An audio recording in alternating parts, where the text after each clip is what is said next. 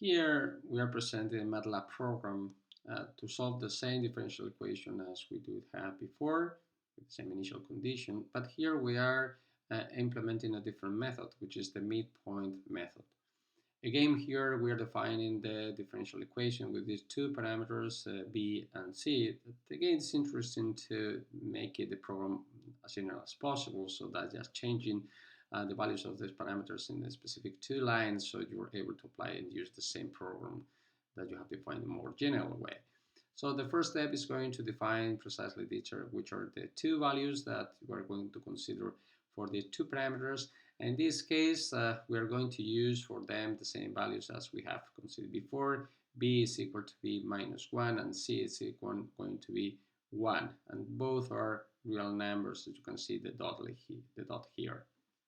So the next step is we're going to define the initial and final times. We're going to do that with two parameters we are going to define for that. The first one is going to call T I need, and the final time we're going to call it T max. As before, the T I need is going to specify by the initial time we do have in the initial condition. It's going to be 0. And the T max, in our case, we are taking it arbitrarily, but actually will depend on some specific requirements we need for the resolution of the differential equation. For example, because we are interested, for example, what's the value of the y function at some specific final time. Okay, in this case, we are taking it to be 5. So the next, we are going to define which are the number of time steps we are going to define for the implementation of the numerical method. In this case, it's going to be, we're going to call it NT, and it's going to be 3000. Of course, we are not worried about that because in general, this problem is very fast to solve, so we can put it here as much as you want and we'll do it quite fast. But of course, if the problem is much more complicated, we will be interested and taking it as low as possible, so that, but at the same time, fulfilling the accuracy requirements for the calculation. Okay, and once we have this time step also, the number of time steps also is going to define what's going to be the time step. So in this case, we're calling it dt. And dt is actually the time range, which is the difference between T max and T I need over the number of time steps, which is nt. Okay, the next few lines we're going to define which are going to be the initial condition. Okay, the initial condition is going to be this one, but we have to remember that in the midpoint method we had some problem with the initialization, so that when applying for the first step, we need the value of the function at some previous time than the initial time.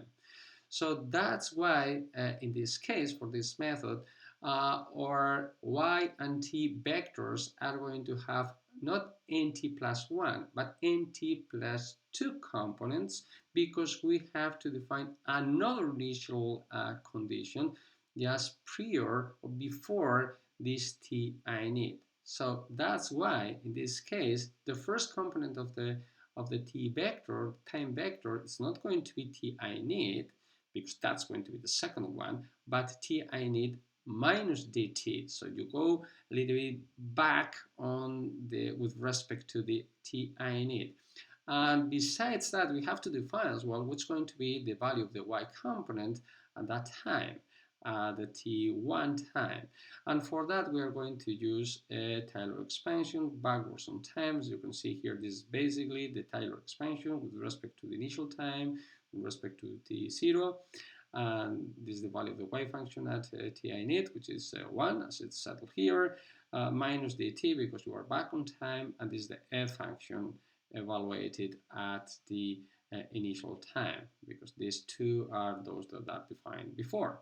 So with applying that, we are therefore specifying which are going to be the value of the y function at the time before this t I need, and therefore at the same time specifying the first component of the y vector. So now we have these double, let's say, initial conditions. then it's time to apply the time loop in order to calculate all the other components of both y and t vectors. And that's what we're doing in this loop here. This loop is defined with j index, and this j index runs from 2 to nt plus 1. Keep in mind that here we're going to have nt plus 2 components. So the first line here, it's just the midpoint method itself. And it allows us to have all the rest of the components of the y vector. And at the same time, the second line we do have here, we are also defining all components of the t vector. So once we have, we're finishing with this time loop, we have defined these y and t vectors, and then we can do anything we want with these vectors. In this case, for example, we are plotting them, but we can do whatever you want. For example, if you're interested in some specific value of the y function, you just can write it down. So here, in this case, we are plotting y as a function of t. We have the title of the figure. We are labeling both x and y axis.